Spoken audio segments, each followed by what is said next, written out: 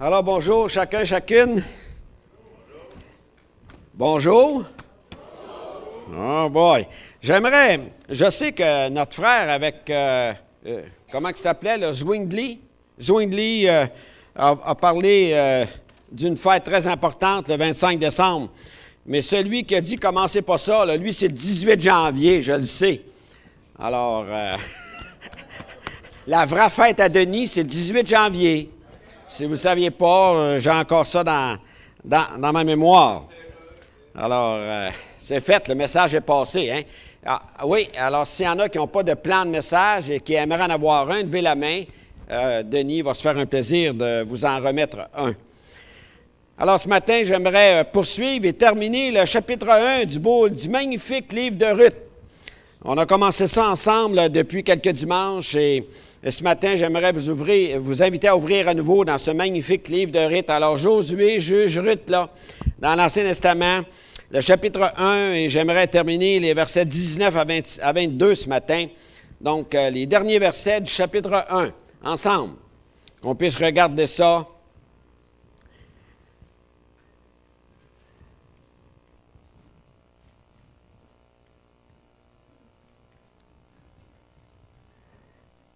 La partie 3 de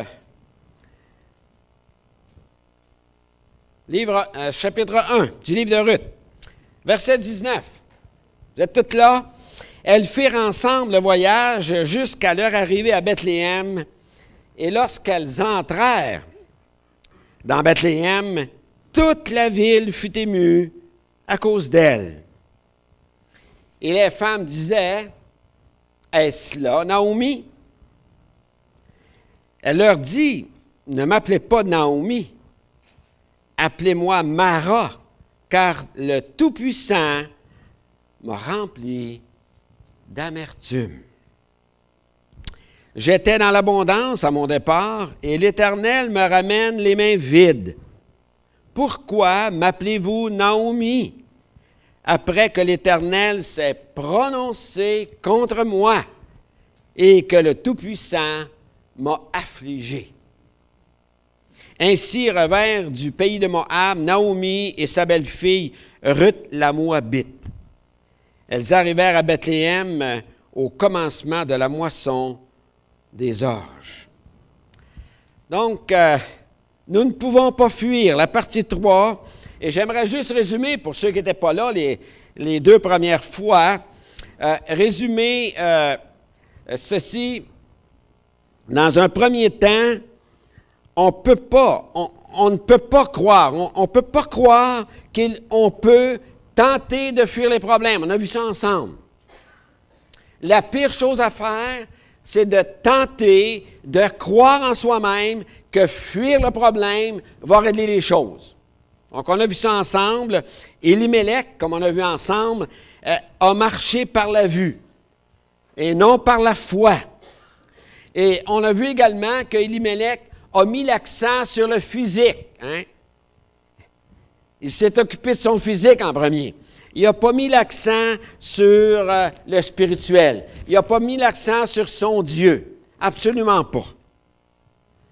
Et on a vu qu'Élimélec, en bout de ligne, a simplement honoré l'ennemi au lieu d'honorer l'Éternel. Alors, on a vu ça dans un premier message. La deuxième chose qu'on a vue ensemble, eh bien, c'est de tenter de cacher nos erreurs. C'est la dernière fois qu'on a vu ça ensemble. On fuit, on veut fuir nos problèmes, on veut fuir les situations en tentant de cacher nos erreurs. Et on a vu 3 témoignages, si vous vous souvenez. Témoignage de Naomi, on a vu le témoignage de Orpa et on a vu les témoignages de Ruth. Alors, c'est un résumé là, des 2 premières parties qu'on ne peut pas fuir au problème. Maintenant, la 3e partie ce matin, j'aimerais voir ça avec vous, du chapitre 1, la 3e partie, eh bien, c'est à éviter, ce que vous et moi, on devrait éviter, c'est que blâmer Dieu pour nos tribulations. On pense qu'en blâmant Dieu, on va fuir le problème. On va régler le problème. J'aimerais regarder ça avec vous ce matin. Blâmer Dieu pour nos tribulations. On a 2 veuves devant nous. On est rendu là, hein? On a 2 veuves devant nous. Et, bon, j'imagine qu'avant de quitter Moab, elles ont rendu visite aux personnes décédées. Ils ont été sur leur tombe, je ne sais pas. Je fabule, hein, là. C'est sûr, ce n'est pas écrit dans la parole de Dieu. Mais elles s'apprêtent à quitter Moab, là.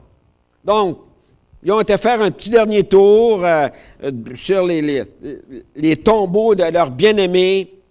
Puis elles se remettent en route. Hein? Elles se mettent en route. Autrement dit, elles commencent une nouvelle époque. Elles commencent une nouvelle ère dans leur vie. Elles ont décidé de quitter Moab, puis là, elles se remettent en route, s'en vont. Puis, habituellement, on dit que les sœurs sont plus curieuses que les frères. On dit ça, hein? Mais là, dans ce cas-là, j'ai fait l'inverse. Je suis curieux, moi. Hein? J'ai été curieux, et une des questions que je me pose, sont toutes les 2, là, hein? Elles sont en route. Elles s'en vont, elles retournent à Bethléem. Qu'est-ce qu'elles se disent? Hein? Les 2 sœurs, Naomi et Ruth. Qu'est-ce qu'elles se disent? Bien, je présume, encore là, ce n'est pas écrit dans la parole de Dieu, hein? Mais est-ce que Naomi n'est pas en train d'instruire Ruth sur les bases de la loi mosaïque? Ça peut être ça, hein? Ils ont tout un temps à faire ensemble, là.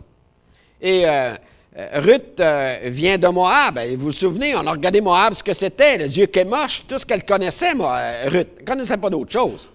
Donc, est-ce qu'en cours de route, les 2 placotaient ensemble, et puis Naomi a essayé d'instruire Ruth? Également, est-ce que Ruth a questionné Naomi sur la foi juive? Est-ce que Ruth a questionné Naomi sur le peuple juif? Est-ce que Ruth a questionné Naomi sur le futur, la future demeure? Parce qu'elle a tout perdu, là. Ils vont demeurer où? Hein? Alors, qu'est-ce que ces 2 femmes-là placotaient ensemble? Hein? Ou peut-être, on ne sait pas, hein? Peut-être qu'ils parlaient 2 personnes seules. Peut-être que Naomi dit, écoute, tu es jeune, on va essayer de te trouver quelqu'un. Est-ce qu'elle parlait d'un futur conjoint? Parce que les 2 étaient des personnes seules. Alors, vous imaginez, si vous avez un peu d'imagination, là, qu'est-ce que ces 2 femmes-là se disaient? Et moi, je sais que c'est facile d'imaginer toutes sortes de réponses. Quelle sorte de réponse est-ce que Naomi donnait à Ruth? Hein? Quelle sorte de réflexion est-ce que Ruth passait sur les réponses de Naomi? Je ne sais pas. Mais ce que je sais, ce que nous savons, c'est que la parole de Dieu nous dit, au verset 20, nous dit ceci.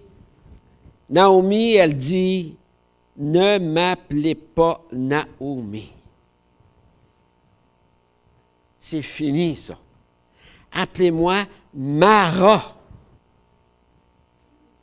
Mara, car le Tout-Puissant m'a rempli d'amertume. Wow, hein? Le Tout-Puissant m'a rempli d'amertume. Est-ce qu'on voit là, à un tel point, que lorsque Naomi est rentrée dans la ville de Bethléem, ça paraissait tellement... D'ailleurs, on sait très bien que Bethléem, c'est une petite ville. Donc, quand tu rentres dans le village, tout le monde te voit arriver, tout le monde te voit rentrer, tout le monde t'examine. Mais en rentrant dans le village, on s'est rendu compte de ce qui se passait à l'intérieur du cœur, de l'âme de Naomi. L'amertume. Au verset 19, hein? Au verset 19, hein? Lorsqu'elles entrèrent dans la ville de Bethléem, toute la ville fut dans l'agitation à cause d'elles, et les femmes, regardez bien, les femmes disaient, « Est-ce que c'est Naomi? On ne la reconnaît pas. » vous souvenez-vous quelle est la signification du nom Naomi? Je vous l'ai dit déjà. Pardon? Douceur. Plaisant. Plaisant. Naomi, lorsqu'elle a quitté Bethléem pour s'en aller à Moab avec son mari Elimelech, c'était une femme plaisante. C'est une femme heureuse, joyeuse, agréable. C'est l'image qu'on avait de Naomi. Puis là, elle revient. Toutes les femmes se rendent compte, est-ce bien Naomi? On ne la reconnaît pas. L'état de son cœur, ce qui se passait en dedans, l'amertume, Mara, appelez-moi Mara. Tout le monde s'en est rendu compte. Il fallait que ça soit fort, hein? Il fallait que ce soit vraiment fort. Autrement dit, Naomi ne vivait plus son nom. Et là, ça me fait penser à moi. C'est quoi mon nom actuellement? Hein, mon titre? Je suis un enfant de Dieu. Je suis un chrétien. Est-ce que je vis mon nom? Est-ce qu'on me voit vivre? Est-ce que les gens de la ville diraient « Wow! » Hein? Non, il ne vit pas son nom, ce gars-là. C'est la question qui me vient lorsque j'ai fait l'étude du texte. Hein? Je me suis mis dans la peau. Est-ce que les gens diraient ça? Voyez-vous, l'amertume paraissait dans son visage. Pour que les sœurs disent ça, pour que les femmes disent ça. Elle n'était pas la Naomi d'il y a 10 ans. Parce que ça faisait 10 ans qu'elle avait quitté. Vous vous souvenez? On a vu ça ensemble. Ça faisait 10 ans. Elle est partie, vous vous souvenez, pour quelques jours, quelques moments, puis finalement, elle est restée 10 ans. Et là, les femmes la voient revenir. Est-ce Naomi, au verset 19? Est-ce Naomi? Ce n'est pas la Naomi d'il y a 10 ans. Son amertume, ça paraît pas à peu près. Laissez-moi vous dire ça. Voyez-vous ce qui arrive? Les difficultés de la vie ont fait de Naomi une personne amère. Les difficultés de la vie ont fait de Naomi une personne amère. Et moi, j'aimerais vous dire ceci, les frères et les sœurs. Les circonstances de la vie sont incontrôlables, mais la réponse à celle-ci l'est. Les circonstances de la vie, peu importe, vie de famille, vie d'église, vie de pays, vie de province, la vie que tu voudras, sont incontrôlables. Mais la réponse, et on va voir de quelle façon Naomi a répondu. Autrement dit, ce que je suis en train de dire, c'est que c'est la foi en action. La foi en action, et je suis en train de faire une étude dans l'Épître de Jacques actuellement, puis c'est fantastique. Hein? La foi en action, c'est de croire que Dieu est à l'œuvre dans absolument tout ce qui m'arrive. Pas juste quelque chose, pas juste de temps à autre, pas juste quand ça me tente. Absolument tout. Est-ce qu'on croit ça? Que Dieu est à l'œuvre dans absolument tout? Ben voyons, non, il ne peut pas être au contrôle de ce qui arrive actuellement dans telle place, telle place. Non, est-ce qu'on le croit? C'est ça que je suis en train de dire. Naomi, mes amis, regardez bien ceci. Naomi était prisonnière de son égoïsme, son nombril. Elle souffrait de nombrilisme chronique. Pauvre de moi, pauvre Naomi. Naomi était prisonnière de son égoïsme et à cause de cela, elle a dit aux femmes, appelez-moi Mara. Appelez-moi une femme remplie d'amertume. À cause de cela. Pourtant, la première chose qu'elle fait, elle accuse Dieu de l'avoir remplie d'amertume. C'est fort, hein? Elle accuse Dieu. Lorsqu'elle a quitté Bethléem, elle avait quoi, Naomi? Un mari et 2 fils. Tu es d'accord avec moi? C'est ce qu'on avait ensemble. Lorsqu'elle a quitté Bethléem, elle avait un mari puis 2 fils. Et elle est revenue à Bethléem comment? Sans eux. Les 3 étaient décédés. Elle les a mourir. Voyez-vous, lorsqu'elle a quitté Moab, avec tout le nécessaire pour sa vie, elle revient à Bethléem, premièrement, les mains vides. Elle revient à Bethléem, les mains vides. Plus de maison, plus absolument rien. Mais les mains vides, la maison vide, mais ce qu'il y a de pire, le cœur vide. Elle revient à Bethléem, le cœur vide. Autrement dit, elle a refusé de s'abandonner dans les mains de l'Éternel. Au lieu de s'abandonner dans les mains de l'Éternel, elle accuse l'Éternel. C'est ça qu'elle a fait, mes amis.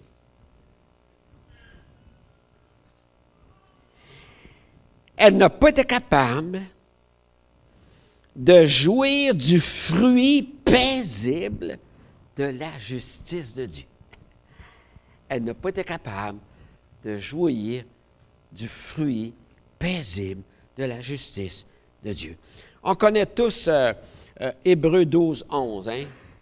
Hébreux 12, 11 dit « Il est vrai que tout châtiment semble d'abord un sujet de tristesse et non de joie. Mais quoi? Il produit plus tard pour ceux qui ont été ainsi exercés un fruit paisible de justice. » Vous allez me dire, « Ouais, bien, Hébreu n'était pas écrit à ce moment-là. Ouais, mais l'Éternel, c'était le même hier, aujourd'hui, puis demain. » Elle n'a pas joui du fruit paisible de la justice. Donc, elle accuse Dieu. Elle accuse Dieu. La deuxième chose, elle accuse Dieu, pas juste pour l'amertume, pour l'avoir rempli d'amertume. Elle accuse Dieu pour ses afflictions, verset 21. Elle accuse Dieu, non seulement pour l'amertume, elle le blâme pour toutes ses afflictions. Est-ce qu'on pourrait peut-être dire ceci, hein? Oh, bien, elle est juste en train de confesser. Et on sait ce que le mot confesser signifie, hein? Le mot confesser signifie reconnaître, admettre. Hein? C'est pas aller se mettre à genoux là, en arrière d'un petit carreau. Hein? Ça, c'était dans mon temps, mon ancienne religion, c'était de même. Hein? C'est pas ça, confesser. Confesser, c'est reconnaître, admettre. Est-ce qu'elle est en train de faire une confession aussi, Naomi? Absolument pas. Absolument pas. Ça pourrait peut-être paraître ça. Ah, ben c'est beau, hein? On va la nourrir, hein? on va lui dire bravo. Elle n'est pas en train de faire une confession du tout. Regardez ce qu'elle fait au verset 20. Hein? Pourtant, au verset 20-21, elle appelle Dieu le Tout-Puissant. Par 2 fois, elle l'appelle El Shaddai. Wow! Hein? Comment peut-elle appeler son Dieu le Tout-Puissant alors qu'elle dit « Il m'a rempli d'amertume ». Le Tout-Puissant.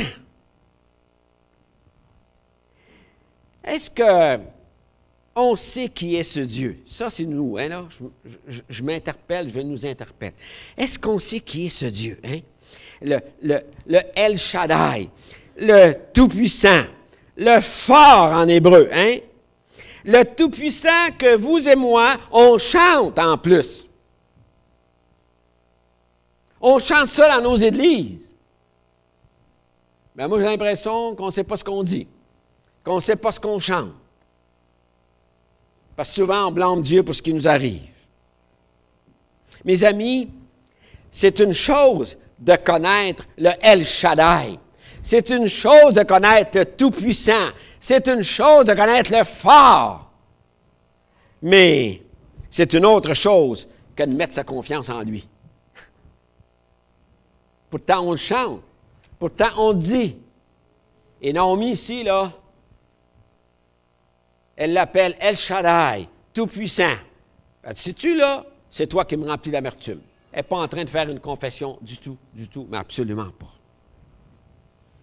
On connaît un des versets que David dit dans le psaume 9, verset 10. David dit ceci. L'Éternel est une forteresse pour qui? Pour les opprimés. L'Éternel est une forteresse pour les opprimés. L'Éternel est une forteresse, dit David, dans les moments de détresse.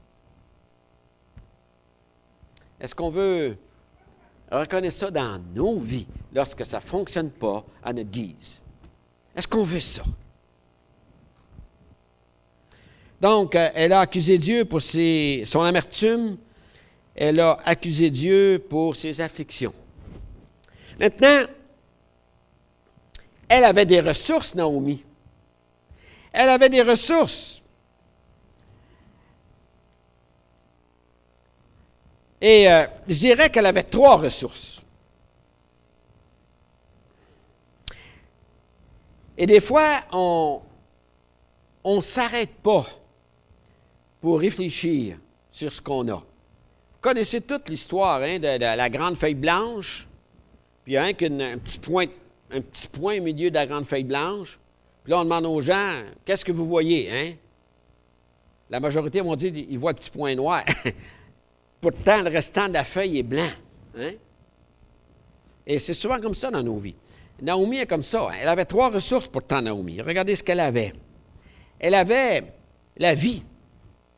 Et j'ai ajouté la vraie vie. Elle avait la vie précieuse que l'Éternel seul donne. Et cette vie-là, mes frères et mes sœurs, c'est un cadeau. C'est plus qu'un cadeau. C'est une grâce que nous prenons trop souvent pour acquis. Ah, je suis sauvé. On a la grâce, mais on ne la vit pas. Naomi avait la grâce. Est-ce qu'elle vivait sa grâce? Non, non, non. Elle accuse Dieu pour son amertume. Elle accuse Dieu pour ses afflictions. Elle ne vit pas sa grâce. Mes frères et mes sœurs, est-ce qu'on vit cette grâce-là?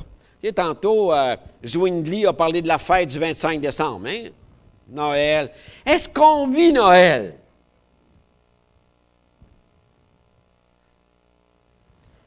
Vous savez, c'est normal, hein? J'ai accepté le Seigneur, je connais le Seigneur, j'ai le salut assuré. Hein? Moi, je pense qu'il est plus précis de dire ceci, que le Seigneur m'a sauvé, pas que j'ai accepté le Seigneur. Le Seigneur m'a sauvé. Le Seigneur m'a aimé le premier, c'est ce qu'un Jean 4, 19 dit, hein? C'est lui qui m'a aimé le premier. C'est beaucoup plus exact de dire ça que de dire « j'ai accepté le Seigneur ». Non, c'est lui. Donc, elle avait la vraie vie, Naomi. Vous et moi, on a la vraie vie. On a la grâce. La deuxième chose qu'elle avait la vie physique également. Et ça, c'est un autre cadeau de Dieu. Un cadeau que le Seigneur te donne et un cadeau qui peut t'enlever comme lui, bon, lui semble. Mais c'est un cadeau. La preuve que c'est un cadeau et la preuve qu'elle a la vie, qu'est-ce qu'elle a laissé en arrière d'elle? 3 tombes. Hein? Elle était encore en vie. Le Seigneur lui faisait grâce de lui donner la santé. Elle avait ça. Pourtant, au début, on a vu qu'elle a blâmé Dieu. Elle ne s'est pas arrêtée. Son nombrilisme, pauvre de moi, regarde Naomi, tu as la vie, la vraie vie. Tu as encore la santé. Tu n'es pas dans une tombe.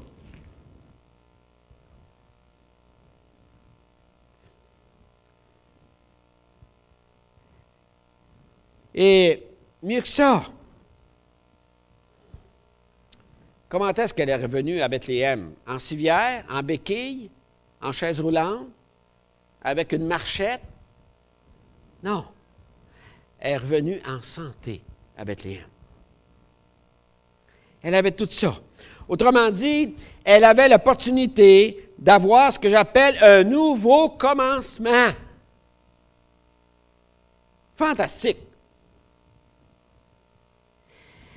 Mais au moment où elle arrive à Bethléem, au moment où elle avait tout cela, mes amis, la foi de Naomi était à son plus bas niveau. C'est ça qu'il faut réaliser. Je dirais que son espérance était sur le point de s'éteindre. Elle s'emmenait comme un petit lumignon qui fume. Elle était rendue là, Naomi.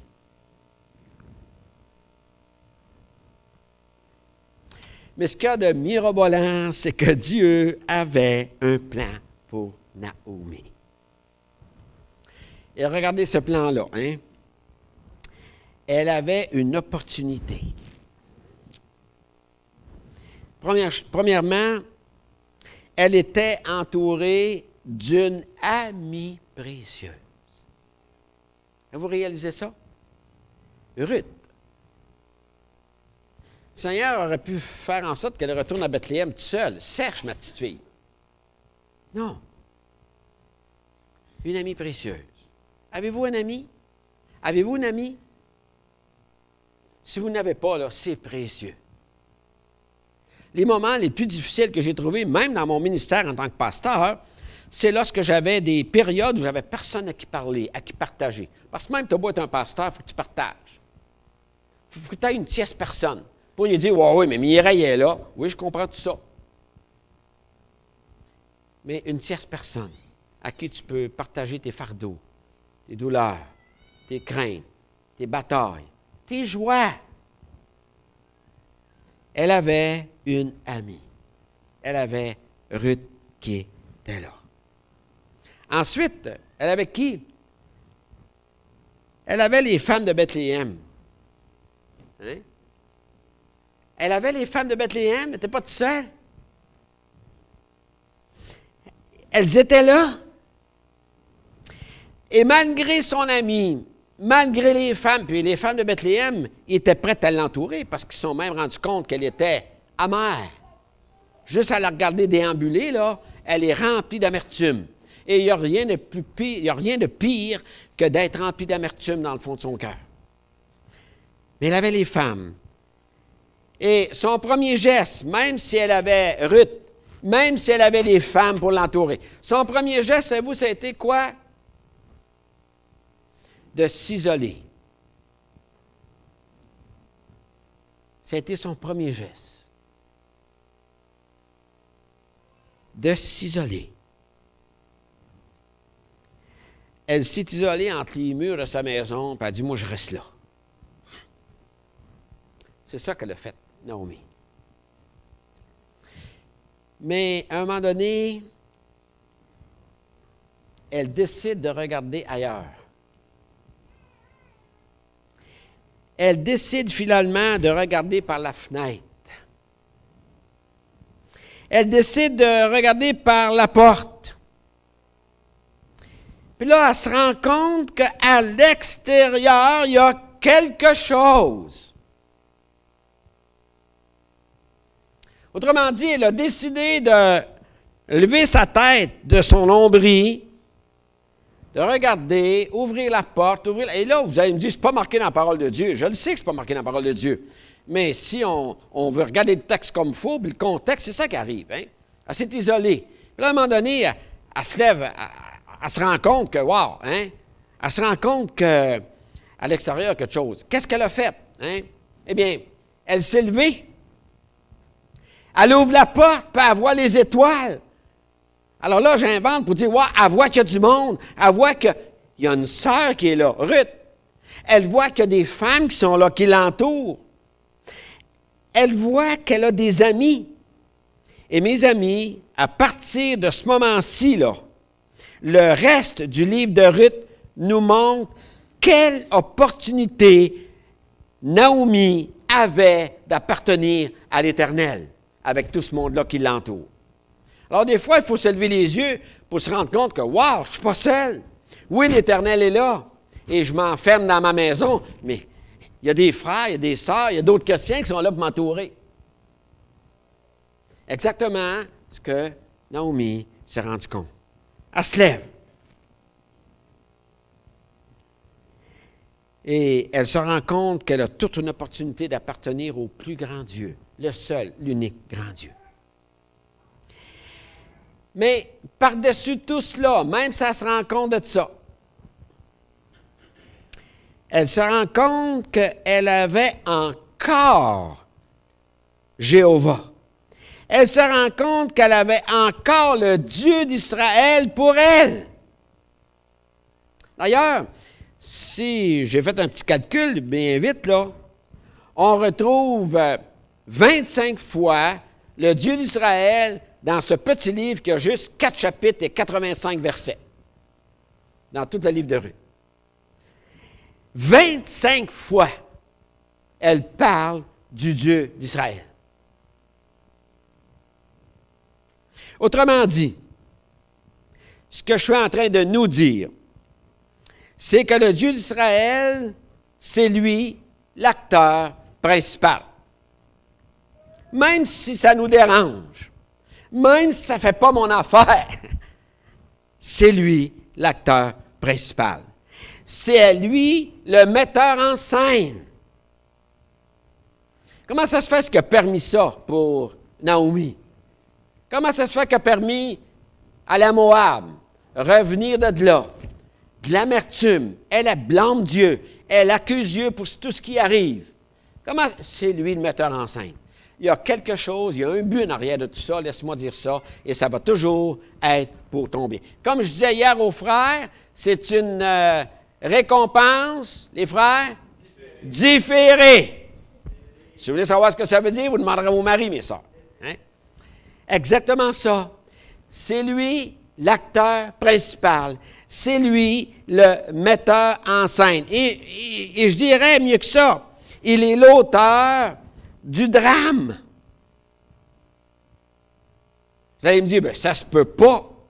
Un Dieu d'amour comme ça, qui m'a aimé le premier, oui, il est l'auteur du drame. Le drame de ta vie, si tu as un drame dans ta vie, il est l'auteur.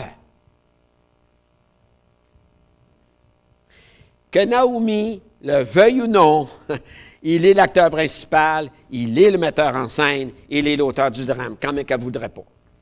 Et c'est la même chose pour ma vie. Que je le veuille ou non, c'est ça. Pourtant, on connaît tous ce beau verset-là, hein? Si Dieu est pour nous, qui sera contre nous? On le connaît tous, le verset. On est même prêt, notre sœur, elle vient de le citer par cœur. Elle n'a pas eu le temps de regarder sur son iPad, là, sur son téléphone, je dis, elle le cité par cœur. Mais, est-ce qu'on le vit? Est-ce qu'on le vit dans nos vies? Surtout lorsqu'il nous arrive des moments difficiles. Pourtant, on le connaît par cœur. Hein? Romains 8, 31.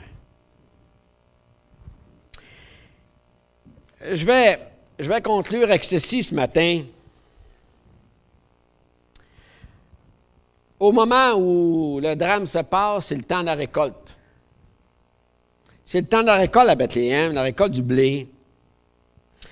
Et je ne sais pas si vous imaginez dans le contexte hébreu, là, le moment de la récolte, c'est un moment où la communauté se rassemble, c'est un moment où la communauté exprime sa joie, c'est le moment où on fête et on loue l'Éternel pour ses bontés. Oui, il vient nous donner une récolte, de laquelle récolte on va être capable de vivre pendant l'année qui vient. Donc, au moment où tout ça arrive, là, hein, au moment, tout ce qu'on vient de voir, là, c'est au temps de la récolte. Et la communauté est ensemble pour se réjouir. Autrement dit, c'est le printemps.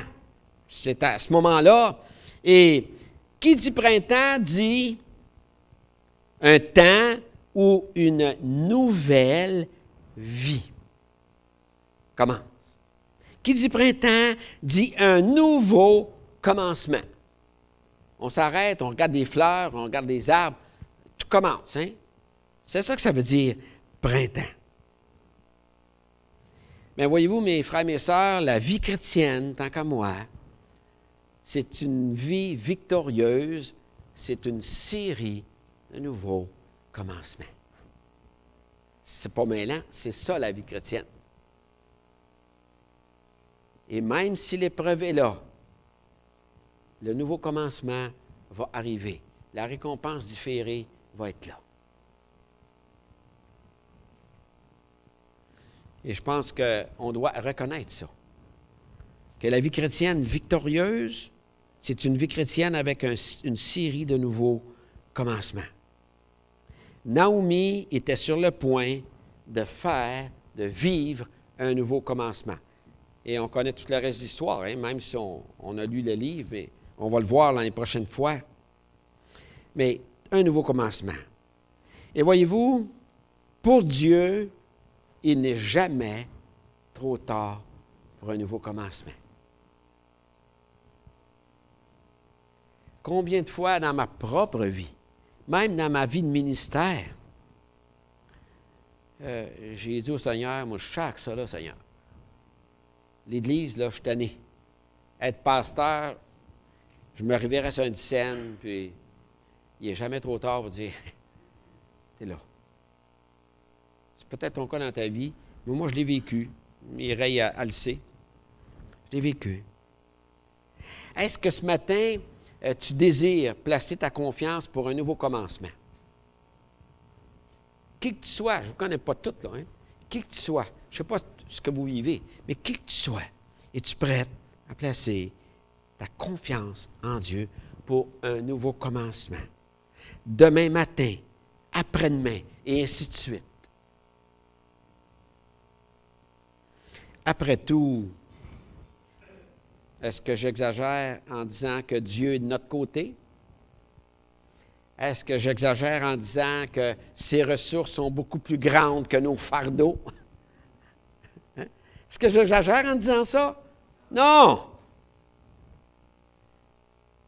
Je ne pense pas exagérer, je suis convaincu. Et regardez Job, hein? Des fois, on n'aime pas Job, mais combien? Et là, je vais vous lire le verset de Job. Ça marche-tu, bébelle? Bon. Dans la version Colombe, regardez bien. Même s'il voulait me tuer, qu'est-ce que Job dit? Je m'attendrai à l'Éternel. Wow! Il veut me tuer, puis je m'attends à lui. Est-ce qu'on est prêt à dire ça, nous autres? Hein, tu vois le Seigneur arriver ce matin avec un bazooka, là, puis il dit, écoutez, là, hein? Ben là, non, Seigneur, moi, je ne veux plus rien savoir de toi. Non, Seigneur, tu as un bazooka, tu veux tout nous descendre, je m'attends à toi. Mais c'est ce que Job a dit. Je ne l'invente pas, c'est la parole de Dieu qui le dit.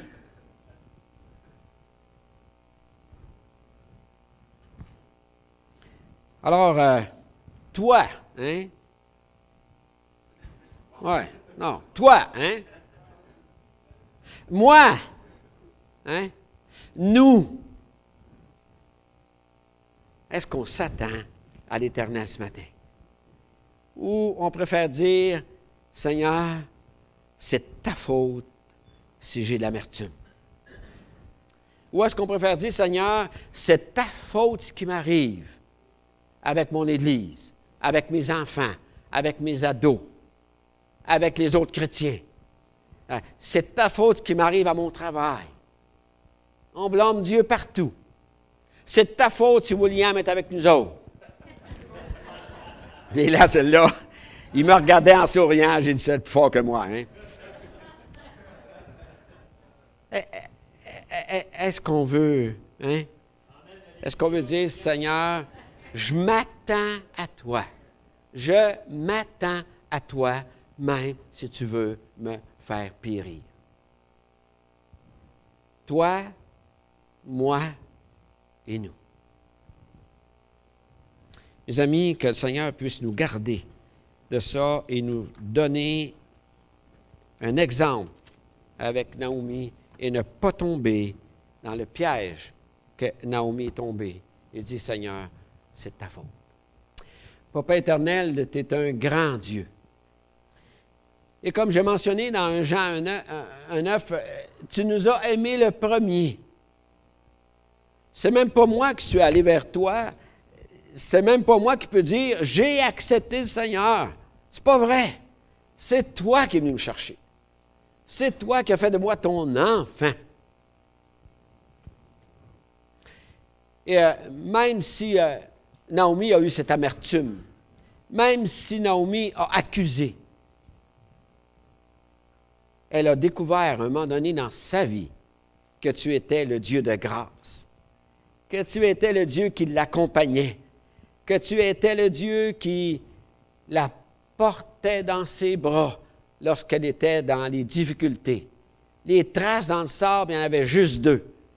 Les 2 autres traces, tu n'avais pas besoin parce que, Seigneur, tu me portes dans tes bras sur le bord de la plage. Alors, viens nous guérir ce matin. Viens nous accompagner. Et ce qu'il y a de fantastique, c'est qu'on a l'assurance que tu vas nous accompagner. Tout ce que tu veux, c'est qu'on te demande. Tout ce que tu veux, c'est qu'on cède. Tout ce que tu veux, c'est qu'on aille dans tes bras, qu'on se lance dans tes bras. Et ce qu'il y a de fantastique, jamais tu vas me dire, reviens plus tard, je suis trop occupé. Jamais tu vas me dire ça, papa. Tu vas me dire, viens, je t'entoure, je te garde. Alors, encore une fois, qu'on puisse avoir ce désir de se lancer dans tes bras, Papa éternel. À nouveau, viens nous bénir. Garde l'Assemblée. Garde-nous. Protège-nous. Et que le mois qui vienne, eh bien, ça soit un mois où on va vraiment fêter, mais célébrer la grâce, la naissance de Jésus-Christ, mais la célébrer dans son vrai sens. Papa éternel, sois loué, sois adoré pour tout ça, dans ton magnifique, beau et précieux nom. Je t'en prie. Amen. Alors, j'aimerais inviter les musiciens et les choristes. J'aimerais chanter avec vous, justement, un chant que j'ai parlé ce matin dans mon message, et c'est le numéro 13. Alors, c'est un vieux, je sais que c'est un vieux chant dans le sens que c'est dans le Célébrons Dieu, mais qui donc dans le ciel? Et on parle de ce El Shaddai. On parle de ce Tout-Puissant. Et je sais que je ne suis pas un musicien dans l'âme, mais j'aimerais juste, et là, vous me reprendrez si je ne suis pas correct, les gars en arrière, j'aimerais juste qu'on chante le début plutôt doux. Mais lorsqu'on arrive, tu es Adonai Jireh, en tout temps, qu'on fasse que les tuiles d'en haut puissent monter. Ouais, il est le Tout-Puissant, il est fort. Est-ce qu'on peut faire ça ensemble? Êtes-vous d'accord? Amen. Non, êtes-vous d'accord? Oui. Je vais vous inviter à vous lever, puis là, on va fermer mon micro parce que vous allez sortir sans ça. Bon.